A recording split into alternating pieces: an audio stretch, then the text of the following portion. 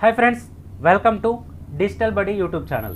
Government జాబ్కి సంబంధించిన సమాచారం ఎప్పటికప్పుడు తెలుసుకోవడానికి డిజిటల్ బడి యూట్యూబ్ ఛానల్ని సబ్స్క్రైబ్ చేసుకోండి.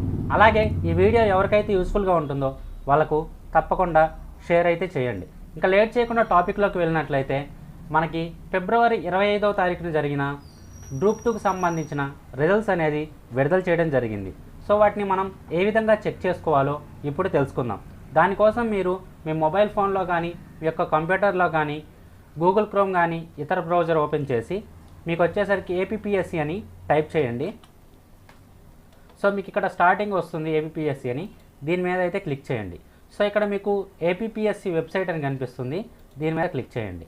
సో ఇక్కడ వచ్చేసరికి మీకు result notification for the post of group 2 services notification number 11/23 మీద ఇక్కడ క్లిక్ హియర్ అని ఉంటుంది, దీని మీద అయితే క్లిక్ చేయండి.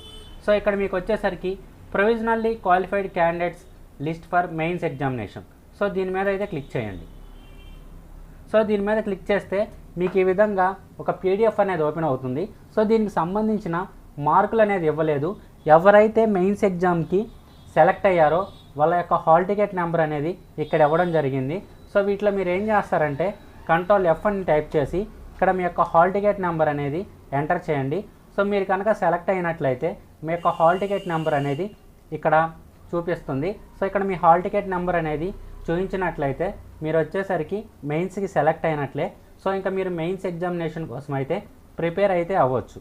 సో మనకి గ్రూప్ 2కి సంబంధించి మార్కులు అయితే విడుదల చేయలేదు, జస్ట్ ఎవరైతే మెయిన్స్ క్వాలిఫై అయ్యారో వాళ్ళ లిస్టు మాత్రమే రిలీజ్ చేయడం జరిగింది.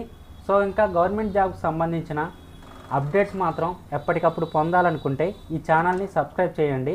అలాగే వీడియోని లైక్ చేసి ఎవరికైతే ఈ వీడియో యూస్ఫుల్గా ఉంటుందో వాళ్ళకు తప్పకుండా షేర్ చేయండి. Thank you.